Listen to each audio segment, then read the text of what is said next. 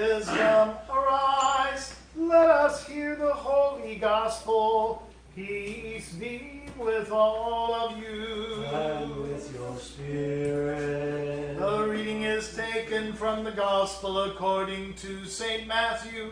Let us be attentive. Glory to you, O Lord, glory to you. The Lord said this parable. The kingdom of heaven may be compared to a king who wished to settle accounts with his servants. When he began the reckoning, one was brought to him who owed him 10,000 talents.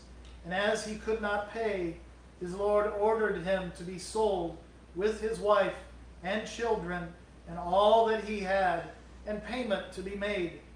So the servant fell on his knees, imploring him, Lord, have patience with me, and I will pay you everything. And out of pity for him, the Lord of that servant released him and forgave him the debt. But that same servant, as he went out, came upon one of his fellow servants who owed him 100 denarii, and seizing him by the throat, he said, Pay what you owe. So his fellow servant fell down and besought him, Have patience with me, and I will pay you. He refused and went and put him in prison till he should pay the debt. When his fellow servants saw what had taken place, they were greatly distressed, and they went and reported to their Lord all that had taken place. Then his Lord summoned him and said to him, You wicked servant, I forgave you all that debt because you besought me. And should you not have mercy on your fellow servant as I had mercy on you? And in anger his Lord delivered him to the jailers till he should pay all his debt. So also my heavenly Father will do to every one of you if you do not forgive your brother from your heart.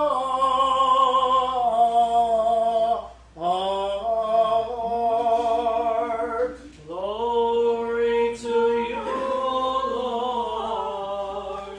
Glory to you.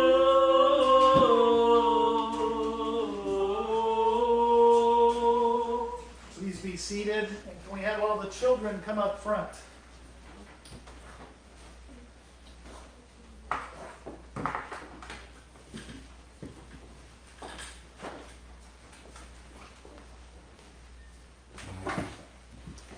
Thank you, sunshine. Thank you. You all can sit right here if you want. So who knows what this coming feast day, this coming Wednesday is going to be? Last time we had a children's sermon, we did one about the end of the liturgical year with the death of the Theotokos. Do you remember that? I had the icon of the Theotokos when she was passing from this life to the next. Now, you guys began the school year, right? This is the beginning of the school year. And so we begin the liturgical year about this time as well. And so the liturgical year begins with the birth of the Theotokos. Did you know that? So it begins, the year begins with the Theotokos, and it ends with the Theotokos. You know who the Theotokos is, right? Mary, Jesus' mommy, huh? Well, here, that's the feast day that's coming up this Wednesday. We'll have service for this on Tuesday night so that you all can attend this. You can come to liturgy. It's just liturgy. It's not orthros. And you guys can come. What's going on in this picture? Do you know about the story of the birth of the Theotokos? Yes. You do? You don't? Well, there was a couple named Joachim and Anna. And they prayed and they prayed and they prayed. They prayed that they could have a child. And year after year went by, and it just didn't happen. Can you imagine? Let's see. Who has a birthday coming up? You do? When's your birthday? On December 14th. December 14th. That's coming up soon. Can you imagine and how old are you going to be? I'm 8. You're going to be 8? I'll bet you can hardly wait to be 8, huh? Is that going to be good? To be 8? Yeah? Can you imagine if God came and said, this year you're not going to get to be 8. We'll wait till next year.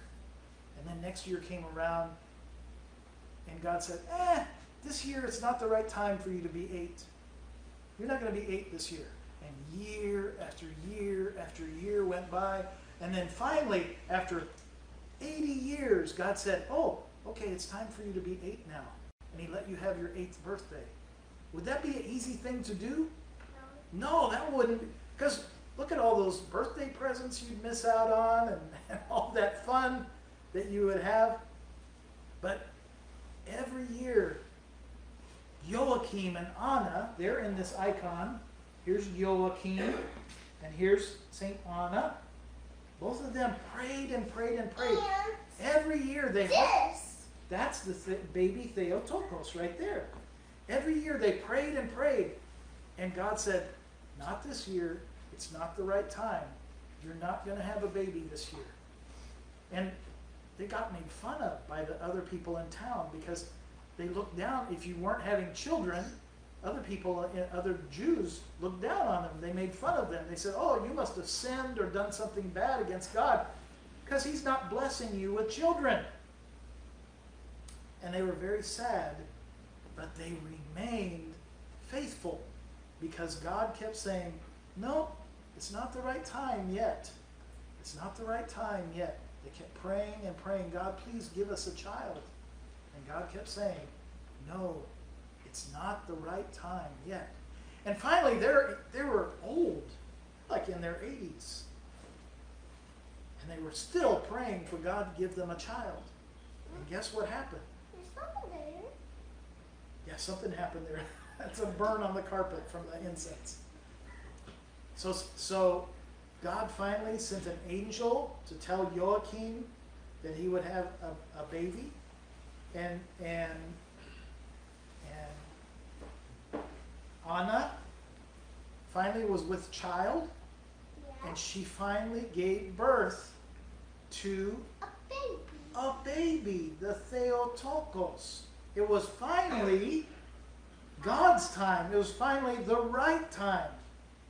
And God blessed them so much, they were so faithful all of those years that not only did God bless them with a baby, he blessed them with the lady that would be the mother of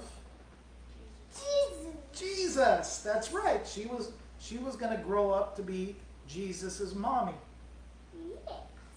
And so one of the things that this teaches us, this holiday, there are many things that this holiday teaches us.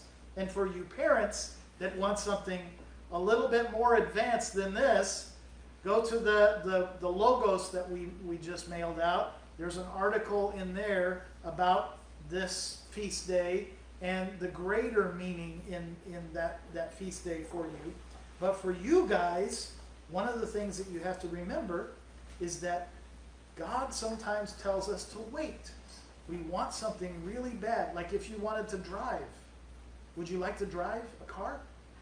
That would be kind of fun, huh? But what happens? You have to wait. You have to wait. You have to wait until it's the right time. And then you take driver's ed, and then you're the right age, then you get your license, you go through testing, and then finally it's the right time, huh? And so God has those kinds of things for us in our lives, where we wait and we wait and we wait, and we ask God, please make this happen, God. And God says, he doesn't say it out loud. All we hear from God is silence. But essentially what God is saying is, not right now. It's not the right time yet. You need to wait. And so, since we're waiting, what should we be doing?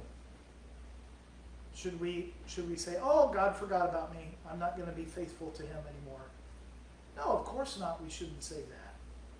We should keep serving God, keep trying to grow in God, and just keep waiting for God to do what he needs to do in our lives in his time. Because God knows the right time, doesn't he? God knew what the right time was for Joachim and Anna It's okay. to have a baby, Theotokos. And God knows the right time for all of us and everything else that needs to happen in our lives. Okay? So keep praying to God to make your life blessed and to help to grow you to be a good Christian, and keep coming to church like you're doing today, and keep focusing on the liturgy and on whatever your mommy and daddy teaches you about our faith.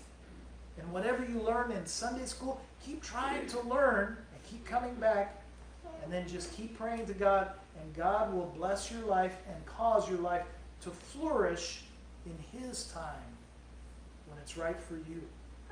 Okay? God's good strength to you. I love you all. All right, you can go back and sit with your parents.